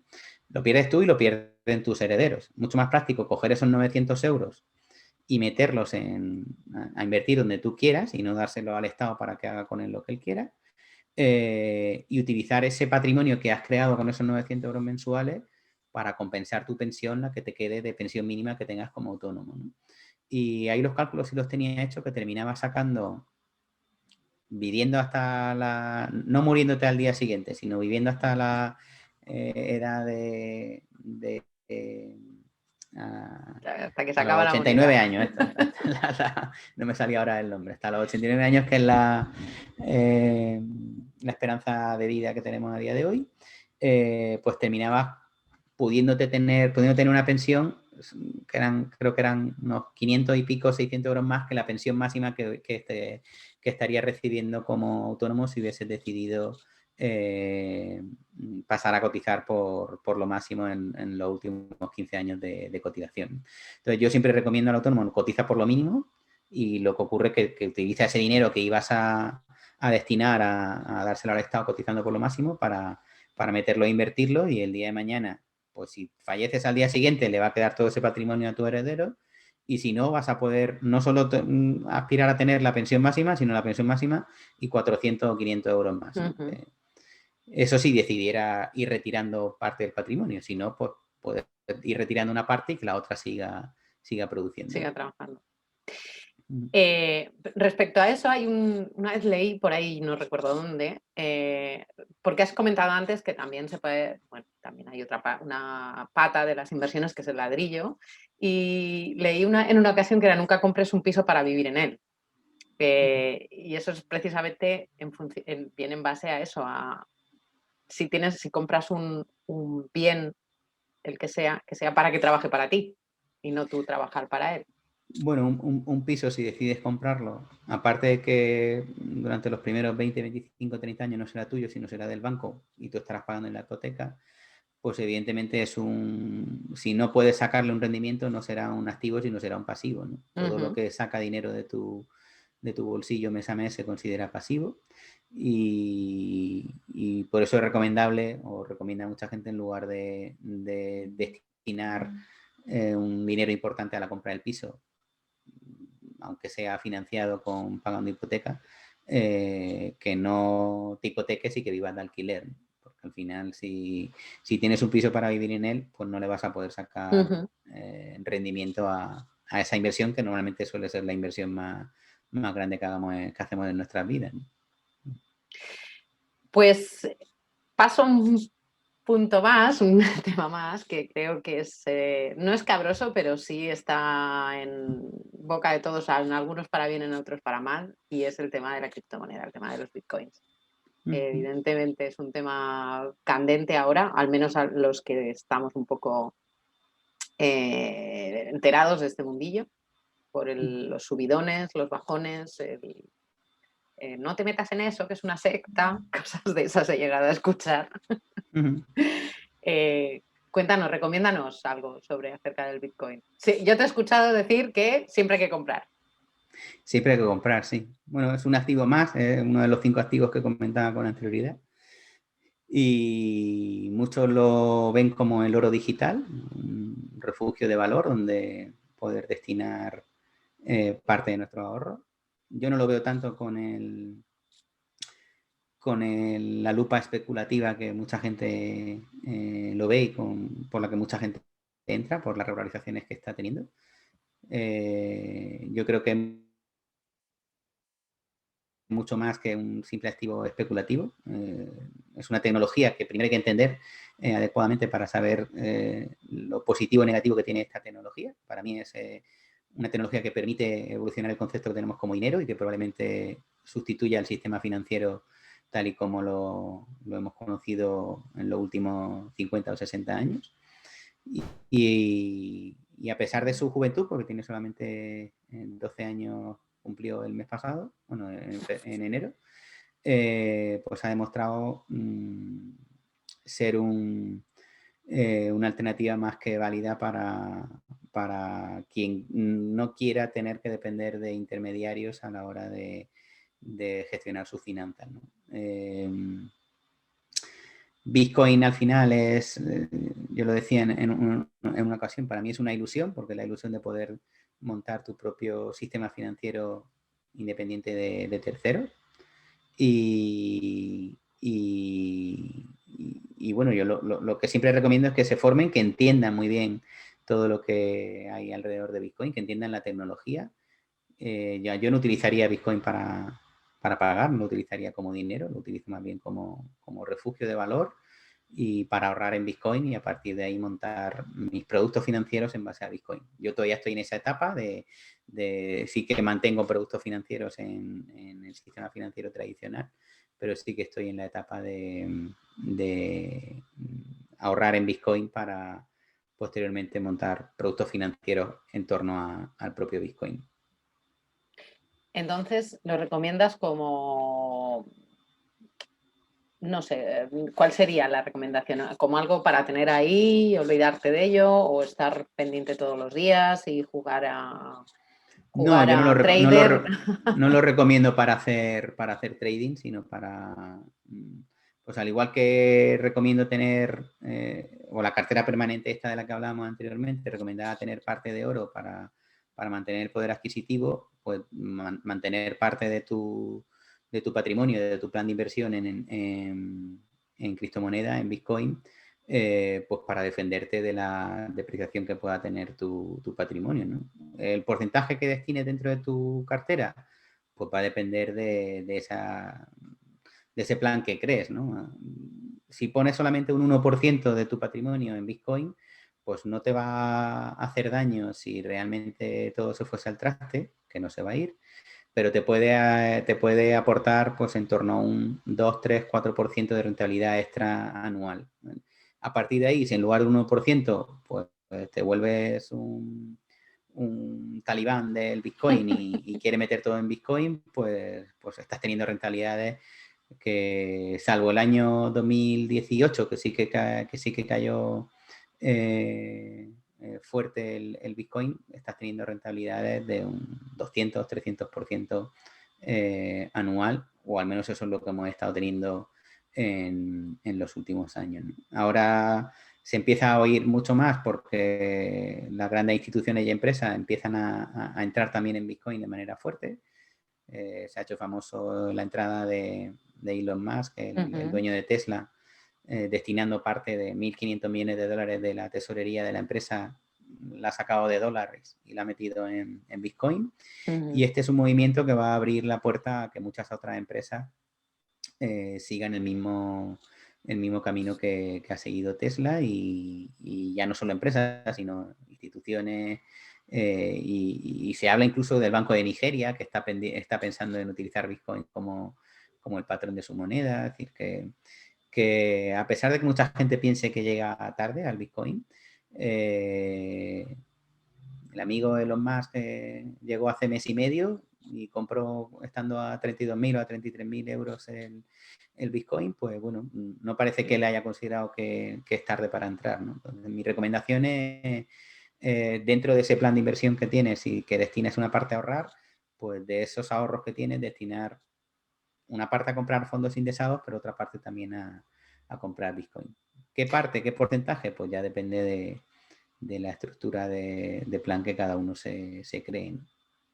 Y bueno, comentas que bueno, no yo estoy de acuerdo, supongo que esto es una tendencia al alza, no parará, pero ¿por qué estás tan seguro de que no parará? Porque hay mucha gente que dice, bueno, esto se caerá y nunca más se supo. O sea, conozco a gente en la que ese es bueno, no, sí, ahora está subiendo, pero es una moda y cuando pase la moda se caerá y perderás toda la pasta. ¿Por qué estás tan seguro de que no parará? Bueno, básicamente por conocer la tecnología que hay detrás y lo que supone a nivel financiero la aplicación de dicha tecnología, ¿no? El ya caerá, también lo dijeron en 2017 y cayó. Sí, es un activo volátil. En 2017 hizo unos máximos en 17.000 euros por Bitcoin y luego cayó a 3.000, cayó un 70%. Buah, Y de 3.000 ha pasado a a 48.000 que 40. hemos tenido de máximos, y de 48.000 ha caído a 36.000 en 2 Sí. semanas, ha caído otro 25%. Es decir, los retrocesos se producen, pero si tu punto de mira está en el largo plazo y entiendes realmente todo lo que supone Bitcoin y todo lo que aporta Bitcoin a la industria financiera, y cómo lo que pretende es pues que no necesitar a un tercero de confianza para que se puedan llevar a cabo transacciones,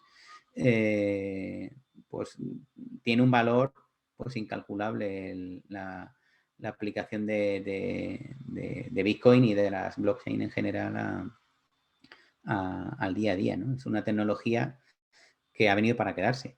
¿Que puedo estar equivocado? Pues por lo mismo puedo estar equivocado, pero creo que no. Entonces, yo no creo que sea una moda pasajera. Es una evolución, y como toda evolución tecnológica, pues tiene sus etapas, y al igual que en su día se pagaba con saquitos de sal y con conchas marinas y luego con monedas de cobre y de plata y de oro, y luego con moneda fiduciaria, pues el Bitcoin, yo creo que no para pagar el pan con el Bitcoin, pero sí los que siguen siendo reacios a pensar que Bitcoin puede ser una alternativa de futuro, pues dicen probablemente sin conocer a fondo todo lo que implica Bitcoin y la tecnología de Bitcoin y de las blockchain en general, pues te dicen ya caerá, es una moda pasajera, ¿no? Y es algo que ya decían en 2017, que hubo unos máximos en 17.000 y cayó hasta 3.000, cayó un 70%, pero igualmente hemos tenido unos máximos ahora de 48.000. Ha sido todo como muy fulgurante porque fue en noviembre cuando se superaron los máximos anteriores del año 2018. Ha estado pues, 2 años y pico con la cabeza bajo el agua, por así decirlo. Rompió esos máximos de 17.000 y ha estado haciendo máximo tras máximo hasta 48.000, que ha sido el último máximo que ha tenido. De 48.000 ha caído a 36.000, que es un 25% de caída, que se dice pronto. Y es un activo volátil, que no, eso no hay que perderlo de vista, pero para mí, conociendo la tecnología y todo lo que implica el uso de blockchain y el poder utilizar esa cadena de bloques, esa tecnología como una evolución del dinero, pues yo entiendo que algo tan disruptivo es complicado de que se acepte de manera global. Mucha gente por desconocimiento ni siquiera le va a prestar atención y va a pensar que son como los tulipanes de Holanda en el siglo XVIII o como muchas otras modas pasajeras, ¿no? Y esto es como mucha gente en la década de los 90 era reacia a pensar que Internet había llegado para quedarse y también hablaban de que era una moda pasajera. Bueno, pues yo pienso que no, pero bueno, tampoco estoy en posesión de la verdad absoluta, con lo cual el tiempo será el que o me dará la razón a mí y a los crypto believers, a los que creemos en cripto, o le dará la razón a esos conocidos tuyos que te dicen que es una moda pasajera. Yo creo que merece la pena pensar que estamos en los inicios de algo que generaciones futuras verán como un nuevo sistema financiero más abierto, más no controlado ni censurable por parte de ningún gobierno ni por ningún Estado, y en el que le dan el poder al ciudadano de poder construirse sus propios sistemas financieros si así lo desea, ¿no? Y bueno, como mínimo es algo muy bonito de vivir desde dentro y yo lo estoy disfrutando mucho también, más allá de las revalorizaciones que pueda tener el Bitcoin. ¿Crees que cuando realmente se tome como, pues eso, lo que hemos hablado, que las empresas entren a Bitcoin, que algún banco entre a trabajar con Bitcoin, no prostituirá todo esta frescura que tiene precisamente de que no haya instituciones ajenas no que lo manejen o lo controlen, sino que estén ahí simplemente? ¿No crees que podrá llegar a perder? Bueno, es que por la propia definición del protocolo, hay que tener en cuenta que Bitcoin no deja de ser un protocolo, un programa informático, con una serie de reglas, que esa serie de reglas tienes que cumplirlas si quieres participar del protocolo, y eso hace que no pueda estar respaldado por nadie, no pueda ser controlado por nadie, no pueda ser censurado, no. Las reglas son iguales para todos, el que entre sea Pepe Díaz, sea Elon Musk o sea una entidad financiera. Lo que sí que va a encontrarse va a ser con mucha gente crítica dentro del establishment actual del sistema financiero, porque al final quitas el monopolio de emitir dinero que está en manos de los bancos centrales, del Banco Central Europeo, de la Reserva Federal Americana, que le da un botón, imprime dinero y nos empobrece a todos los ciudadanos de la noche a la mañana con el simple hecho de esa impresión de dinero ficticia que existe, a poder hacer uso de un dinero que no está en poder de nadie, sino de toda la gente que participa. O sea, nadie tiene más poder que otros dentro de la propia red. Entonces, el hecho de que participen, se están hablando de que van a crear el euro digital, ¿sí? Pero que creen el euro digital no es algo que vayan a poder sustituir a lo que Bitcoin propone. Que Bitcoin lo que propone es que se pueda hacer en los fundamentos del del documento constitucional de Bitcoin queda claro lo que pretenden, que es un sistema de pago electrónico de efectivo, de persona a persona, sin necesidad de que haya un intermediario que dé fe de que el intercambio se lleva a cabo, ¿no? Y eso, pues a día de hoy se puede llevar a cabo, y aunque participen instituciones, entidades y demás, no van a poder evitar que quien quiera pueda hacer ese tipo de transmisiones sin necesidad de que haya una autoridad central que controle el cotarro, por así decirlo. Es decir, que en ese manifiesto no se puede modificar, ¿no? Es lo que es y siempre será. Es lo que es. Se podrán crear otras blockchains, se podrán crear otras criptomonedas con otras características, con otras condiciones, con otras reglas, pero si quieres participar de Bitcoin, las reglas son estas y son inmutables. ¿Crees que el dinero desaparecerá? ¿El dinero físico? Pues probablemente sí. Yo ya te digo que yo hace, no sé. No, me refiero al dinero, a la moneda como la conocemos, a los euros, los yenes, los dólares. Bueno, probablemente desaparezca, pero probablemente ni tú ni yo vayamos a estar aquí Seguramente para, no lo veremos, para poder no lo verlo, veremos. ¿no? Porque si a alguien le pregunta hace 2.000 millones de años si desaparecería el trueque o el pagar con saquitos de sal o el pagar en monedas de oro, te diría no creo que desaparezca el pagar en monedas de oro, ¿no? Pero toda tecnología, y el dinero no deja de ser una tecnología, evoluciona, ¿no? Y en este caso lo que hace Bitcoin es permitir que la evolución del dinero pues se apoye en sí, gracias. Que ¿crees que la evolución será esa? O sea, ¿desaparecerá el dinero y se transformará en Bitcoin? ¿O hay otra posible realidad? ¿Alguna otra? Bueno, probablemente haya algo que aparezca a futuro que sustituya también al Bitcoin. Sé que al igual que los coches vinieron para sustituir a los carromatos tirados por caballos, ¿no? Entonces, lo que te digo, insisto, que no sé si yo lo podré llegar a vivir y por lo tanto no soy capaz de pintarlo en mi cabeza el que puede llegar a... Pero pensar que van a seguir existiendo los euros, los yenes, las libras esterlinas y los dólares, pues parece extraño pensar que eso vaya a ser así. Damos por hecho que el dólar tal y como lo conocemos es algo súper antiguo, pero no tiene tampoco tanta historia. Lo que ocurre es que nos centramos en los años que nos conocemos, pero hace menos de un siglo se seguía pagando con monedas de oro. Entonces, bueno, es una evolución que por supuesto también va a afectar a la economía como la conocemos a día de hoy, ¿no?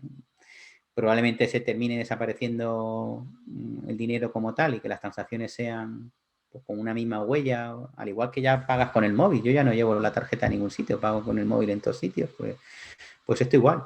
Al final es un registro electrónico y no sé si se llamará Bitcoin o se llamará de otra manera, ¿no? Pero nos acostumbraremos a convivir y a vivir de esa manera, seguro. ¿Las generaciones que vienen crees que están más preparadas porque están oyendo hablar más de este tema? Entiendo que las nuestras, por ejemplo, pues es como todavía hay bloqueos, hay sesgos y ¿cómo voy a meter yo dinero en algo que no sé por supuesto las anteriores ni hablemos, pero... Sí, las que vienen ahora, como son nativos digitales, pues todo lo que sea digital lo ven como algo normal. Para ellos, de hecho, lo que es un retraso son los billetes, no lo ven porque ya directamente pagan con el móvil, muchos de ellos ni siquiera los mandas a comprar el pan con un billete y dice, ¿y esto? ¿Esto cómo se usa? Como los discos de los teléfonos. Como los discos de los teléfonos, o le das una pantalla y empiezan a hacer así en la pantalla con los dedos porque piensan que va a ser táctil. No, esta pantalla no es táctil, hija mía. Esto no ha llegado todavía ahí. Así que, claro, todo lo que es la evolución tecnológica, las nuevas generaciones tendrán siempre más facilidad, ¿no? Y los que no somos tan jóvenes, pero tenemos la mente abierta a adaptarnos a cualquier tipo de tecnología, pues bueno, nos cuesta a lo mejor entenderlo inicialmente porque es un cambio brusco, muy disruptivo, pero al final termina acostumbrándote, ¿no? Yo la verdad es que reconozco que al principio me interesaba mucho aprender sobre lo que era el blockchain y las cadenas de bloques y los tokens y no sé qué y no sé cuánto. Al principio era como, me tragaba conferencias y webinars sobre blockchain, no entendía nada, absolutamente nada. Hasta que llegué a una conferencia y el chico lo explicó y lo explicó muy bien y dijo, pero si no entendéis nada, no os preocupéis, porque, y lo dejó así muy claro, ¿alguien entiende cómo funciona un teléfono de cable? ¿Alguien entiende cómo puede ser cómo funciona un fax? ¿Alguien entiende cómo funciona Internet? Pues no os preocupéis, confiad en ello. Y fue cuando rompí un poco ese, no, me da igual, lo entiendo o no lo entienda, está ahí y es algo que evidentemente es el futuro o como mínimo el futuro inmediato de cara a mí, lo que dices, de aquí a 15, 20, 30 años, vete a saber cómo evoluciona todo esto. Pero lo digo porque hay mucha gente que se empeña en creer, o sea, en creer en ellos si lo entienden. Si no lo entienden, no creen en ello. Entonces, creo que es un poco demasiado ambicioso pretender entender qué es la minería, qué es el tal cual. No, bueno, pues está ahí y funciona. Y ya está, como Internet. Está ahí y Sí, funciona. bueno, Tú no lo ves, a pero mí me funciona. gusta entender las cosas, pero hay ciertas cosas que no entiendo y uso y no me preocupa Claro, no entenderlas, ¿no? exacto. En el caso del Bitcoin, pues cuando todo el mundo te dice que es una estafa, pues dices, hostia, a ver si va a ser una estafa. Bueno, Y bueno, pues por eso yo recomiendo al menos fórmate, al menos conoce qué es lo que hay detrás de la tecnología, el funcionamiento, sin llegar a la parte técnica, pero al menos tener una base de qué es lo que pretendían conseguir los creadores del protocolo, en qué consiste el protocolo y por qué se generan los bitcoins como premio a la gente que está dando ese gastando luz. fuerza computacional para hacer fuerte y segura la cadena de bloques y empiezas a ver la luz poco a poco y decir, oye, pues mira, esto no parece tanta tontería, ¿no? Al final, de todas formas, es como en algún que otro, en alguna que otra charla lo he dicho, ¿no? El uso de estas tecnologías depende también del efecto red, ¿no? Del network effect. Si Facebook lo utilizáramos tú y yo solos, Claro. no serviría para nada. Si Twitter lo utilizáramos solo dos personas, no serviría para nada. Pues si blockchain no lo utilizaran nada más que dos personas, pues no serviría para nada. Pero cada vez lo utiliza más y más gente y al final es algo que, al igual que si el email solamente lo utilizaran dos personas, pues no serviría para nada, ¿no? Entonces, es algo que poco a poco se está siendo usado por más personas. Se habla de unos 100 millones de usuarios de Bitcoin actualmente en el planeta Tierra y somos 7.000 millones de personas, pues todavía queda mucha gente por comenzar a utilizarlo, ¿no? Y habrá mucha gente que se muera sin utilizarlo nunca, eso Claro. está claro, ¿no? Pero, Sí, sí. ¿Y todo eso lo explicas tú en tus formaciones? ¿O no? sí, bueno, entre otras cosas, sí. Vale, ahí quería llegar. Porque tú sigues ejerciendo como economista, como asesor financiero, ¿no? Bueno, no, realmente yo asesor financiero no me considero ni yo lo que formo a la gente para que pueda tomar mejores decisiones, ¿no? Pero al final la decisión siempre la tiene que tomar el cliente de manera consciente, ¿no? Oye, que tú quieres realmente seguir invirtiendo en los fondos que el del banco te recomienda, perfecto, pero que sepas lo que hay detrás de esa recomendación, ¿no? Y los pros y los contras que tiene, lo que ganas o lo que pierdes, ¿no? Para mí es importante, muy importante la base formativa para poder tomar mejores decisiones relacionadas con el dinero posteriormente y no vas a poder invertir si no tienes la base inicial de finanzas que hemos comentado y efectivamente probablemente por mi formación académica previa y por el hecho de que la docencia me encanta, pues disfruto enseñando y compartiendo conocimientos con mis alumnos, ¿no? Escribo desde hace cerca de 4 años, escribo un correo electrónico diario de temas que quiero siempre que tengan cierta relación con el dinero, aunque no siempre es sencillo contar una historia y vincularla luego con algo que resuene en la cabeza del que lo lee, pero bueno, empecé como un hobby a escribir un día, luego escribí al día siguiente otra vez y luego al siguiente y ahora este mes en cumplo 4 años de que empecé a hacer el email diario y de ahí pues luego surgen oportunidades de gente que te pide que le acompañes y le lleves de la mano en implementar un plan de inversión a largo plazo.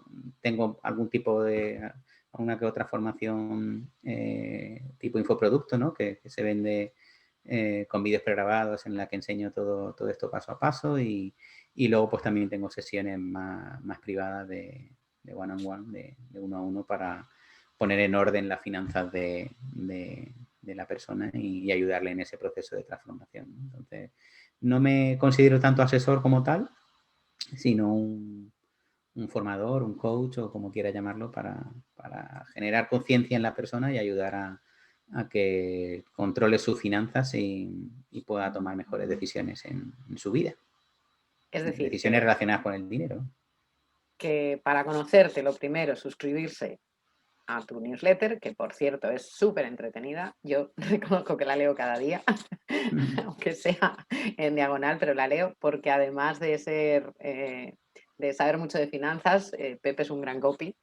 La verdad que aprendo mucho de sus copies. Y de ahí un curso que tienes. ¿Tienes uno o tienes más de uno? ¿Cuántos cursos Tengo tienes? más de uno. ¿Cuál sería Me el ocurre curso? que algunos, bueno, el de dinero creciente es el que recomendarías para empezar, un neófito. El de dinero creciente es el que ayuda a que el dinero crezca, ¿vale? Y tiene las bases de todo, de la formación en finanzas personales a la parte luego de inversión y selección de activos y demás, ¿vale? Y ahora voy a presentar en breve uno que se llama Controla tus finanzas en 30 días, porque lo que más me preocupa de las formaciones que doy es que mucha gente adquiere los conocimientos pero luego no los aplica, ¿no? Entonces, en este Controla tu finanzas en 30 días quiero que sea una formación distinta, que durante 30 días en píldoras diarias te vaya poniendo una serie de tareas y que si las cumples, estoy haciendo un poco de spoiler porque todavía no lo he presentado en abierto, bueno, pero... El directo es ahora, en breve, ¿no? El viernes, sí. El viernes... Vale. Bueno, el viernes, como no sé cuándo va a salir, pero es el viernes día 5, es el directo. Sí, por eso, que el directo será el 5 de febrero, perdón, 5 de marzo, que ya estamos en marzo, madre mía. Pero bueno, este podcast saldrá un poquillo después, o sea que ya tendrás el curso lanzado, con lo cual ya recomendaremos que vayan directamente al curso. Sí, pues ese es el Controla tus finanzas, es un curso en el que pretendo pagar al alumno que termine de hacer su formación.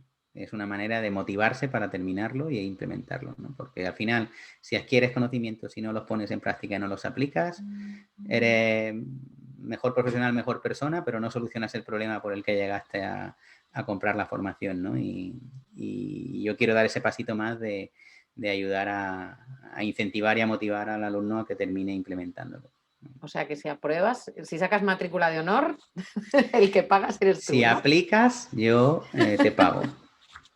Qué interesante. ¿Y cuándo saldrá el curso?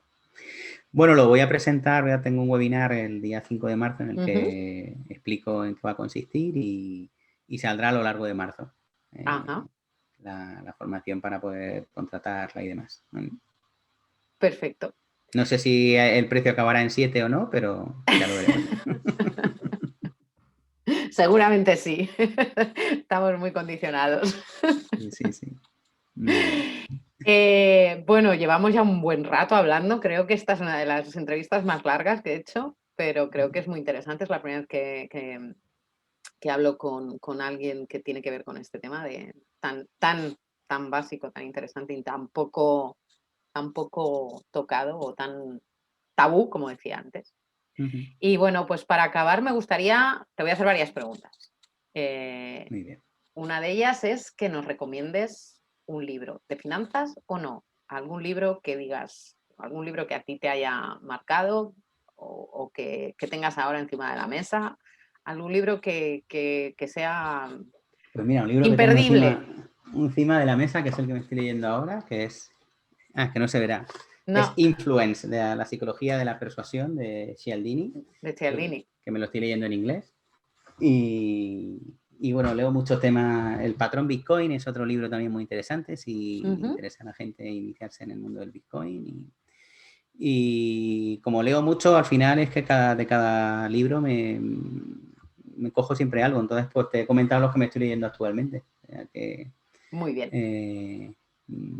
Pero habría muchos que podría, que daría para hablar a lo mejor otra hora y media larga de libros que nos han marcado, ¿no? No te voy a decir la Biblia porque no me la he leído. Pero... Y otra pregunta más. ¿A quién te gustaría que entrevistase? ¿A quién me gustaría que entrevistases? ¿A quién te gustaría escuchar entrevistado? Puede ser del mundo en el que tú te mueves o de cualquier otro, ¿eh? Sí, No sí, tiene sí, por sí, qué sí. ser. Bueno, a Álvaro de Gente Invencible no sé si se dejará o no, pero sería interesante escucharlo porque es un un muy genio. crack, es un genio y uno aprende mucho escuchándole, así que ya que me has dado a elegir, pues lo elijo a él. Perfecto. Y para acabar, dime una canción, la primera que te venga a la cabeza. Esos ojos negros de Duncan Du. Duncan Du. Que a mí me gustaba mucho Duncan Du, bueno, me gusta mucho. Soy de los ochenteros y pues esa la cantaba yo mucho. Así que, pues esa. Pues que sepas que la pondré para acabar. Muy bien. Empiezo con una de mis favoritas y acabo con una de las favoritas del invitado. Genial. Pues muchísimas gracias, Pepe, de verdad, por haber estado este ratazo conmigo. Muchísimas gracias por habernos iluminado en temas tan escabrosos como los dineros. ¿Y cómo te ves de aquí a 10 años? De aquí a 10 años, mucho tiempo, ¿no? Pues oye, me veo haciendo lo mismo que hago ahora, que es gestionando mi tiempo dentro de mi propia vida y disfrutando de mis amigos y de mis seres queridos, ¿no? Al final, para mí la familia son las personas que decides tener cerca de ti y esos son los amigos fundamentalmente. Los otros son familia de sangre, pero la familia es la gente que eliges cerca, ¿no? Y yo me veo pues siendo, espero que buen padre, espero que seguir siendo buen esposo y espero que seguir siendo buen amigo, ¿no? Como te comentaba al principio. Y disfrutando, aprendiendo cosas nuevas. No sé si el nuevo Bitcoin o lo que haya en ese momento, pero por aquí estaré, espero. ¿Qué le dirías al Pepe de hace 10 años? Invierte. Ahorra e invierte. Sí. Muy bien. Pues muchísimas gracias de nuevo y muchas bueno, gracias pues, a ti, Carmen, por tu tiempo, por haberme invitado. Me ha gustado mucho que hayas estado aquí y hemos aprendido muchísimo, así que espero. Bueno, han sido muchos conceptos muy mezclados, pero espero que no, bueno, que no ahí aburran Pepe tiene sus cursos para que todos esos conceptos se encaucen, se focalicen y que tengamos un futuro como mínimo predecible. No sé si bueno o malo, pero como mínimo predecible. Genial. Pues lo dicho, un placer estar por aquí contigo, Carmen. Gracias. Venga, que te mejores del todo. Chao. Gracias. Gracias.